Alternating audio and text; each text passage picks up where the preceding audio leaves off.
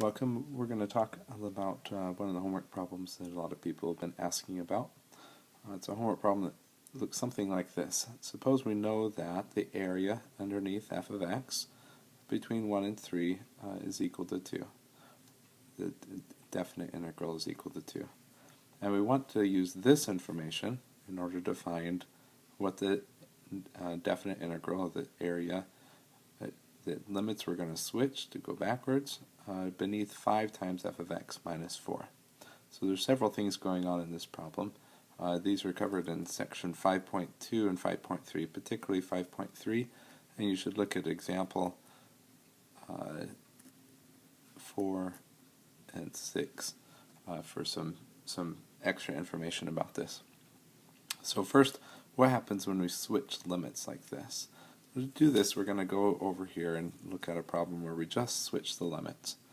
Suppose we have from 1 to 3 f of x dx equals 2. So what does this mean? Let me draw a graph. From 1 to 3 we have some function f of x, and we're saying that the area here is an area of 2. And how did we get this area?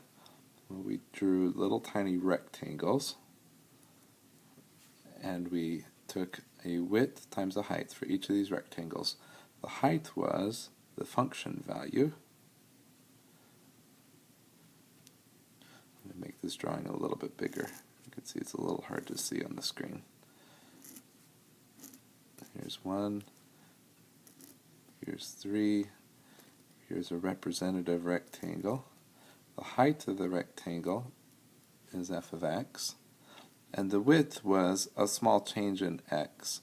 We divided it up and we call this b minus a over n at one point, or we could just label it as a small little change in x, is the width of a rectangle.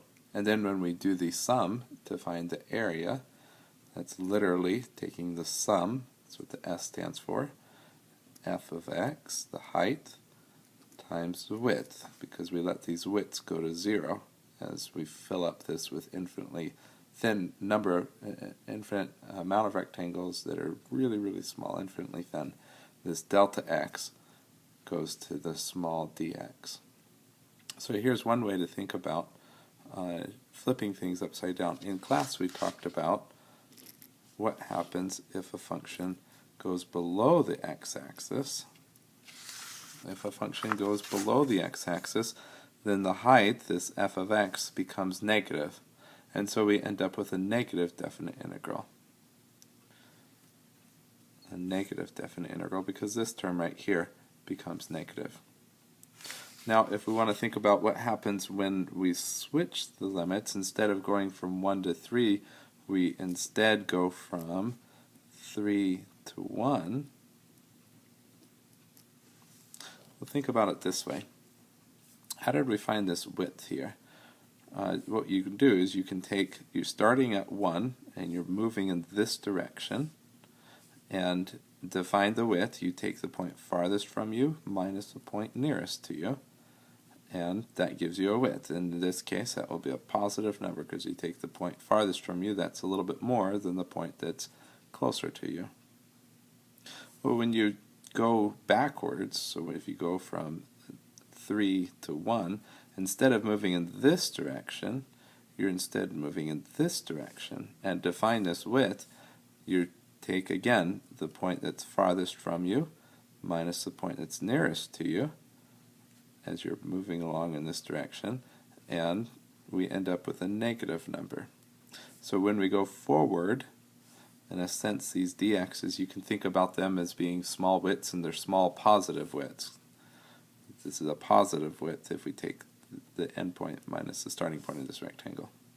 But if we're going backwards, like this, then that width of the rectangle, this little dx, you can think about it being negative. We're taking the point that we hit last minus the point we hit first as we go backwards along here, and we end up with what you might call a negative width to the rectangle. And so the point is that this little width of the rectangle changes sign if you switch directions, and so the relationship between these things is a negative. So what happens, you switch, and whenever you switch the limits, you negate the integral. So we can move the negative sign on either side, whatever is more convenient for us. Maybe an easy way to think about it is if you switch the limits, then that introduces a negative sign into the integral. So the first thing for our problem over here is that this is equal to the negative of 1 to 3, 5 times f of x minus 4 dx. So now how do we deal with this 5 and this minus 4 over here?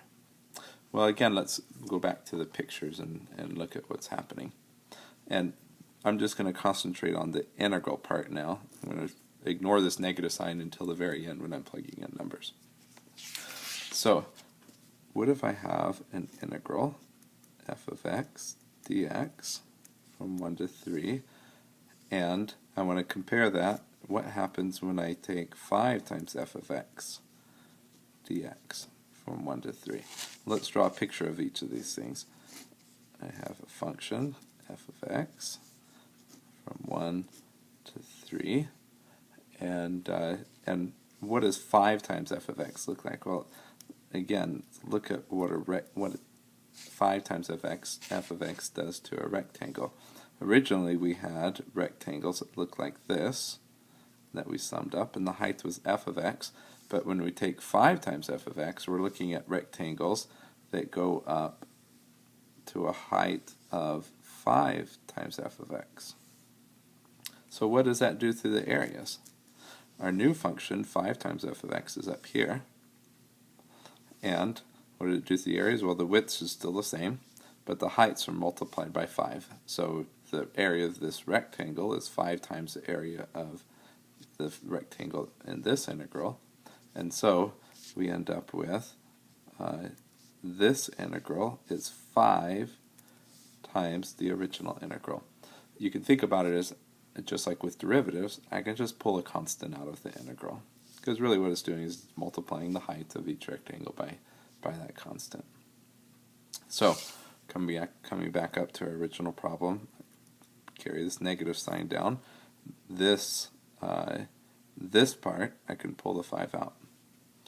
Okay, the other part is, what do I do with this minus 4 here? Let's again go back to the pictures. Suppose I have a function from 1 to 3, and I subtract something like minus 4. And let's draw a picture of what's going on here. I have my function, okay, and rectangles. So again, I look at what happens to a representative rectangle. Well, now what happens is I'm going to take the height of this rectangle, and instead of the height being f of x, the height is f of x minus 4. So what did I do? I subtracted 4 off of the height of the rectangle. In a sense, what I've done is I subtract off a smaller rectangle down here that's height 4. So the height of the entire rectangle is f of x, and the height of the part that I'm subtracting off is 4. And so what did that do? Well, if I do this for every rectangle, what it does is it basically subtracts off this area right here. That's height 4, and as I go along here in each rectangle, it covers the entire width of my interval. So I can think about this as taking the full area, 1 to 3 f of x dx, and then I'm going to subtract off this area, which is from 0 to 4. So minus 1 to 3 of 4 dx. So just like with derivatives, algebraically, what's happening is I can split the integral apart whenever I have a plus or a minus sign. And I can take the integral, the definite integral of the first part, and then minus the definite integral of the second part. Notice I'm not just subtracting 4 off, I'm actually subtracting the integral of 4 off. Okay, so now I think we have enough information to deal with our original problem. But first, let's encode all of this information into one fact. If I have something that looks like this, in fact, I'm going to make it a little bit more general than what we saw. If I have a definite integral that looks like a constant times a function plus a constant times a function, or minus a constant times a function, then first thing I can do is split the two integrals apart. 1 to 3 af of x dx minus 1 to 3 b times g of x dx. And then each of these integrals, I can pull the constants out. So I get a times the integral of f of x minus b times the integral of g of x. And actually we've done this when we were finding definite integrals of polynomials and things like that. So let's use this fact down from section 5.3 and from our reasoning with the graphs here to help us up here. So I have this negative sign that I'm pulling down, and notice first thing I'm doing is subtracting these two things. So that becomes 1 to 3, 5 times f of x dx. I have to make a little more space for myself here, minus the integral from 1 to 3 of 4 dx. And now I can take this 5 out. So I get negative 5 times f of x dx minus the integral from 1 to 3 of 4 dx. And there's a little more space here. I take away negative 5. I know my integral from 1 to 3 f of x dx from my original statement is equal to 2. That this original area right here is 2. So that's 5 times 2, this thing, is equal to 2.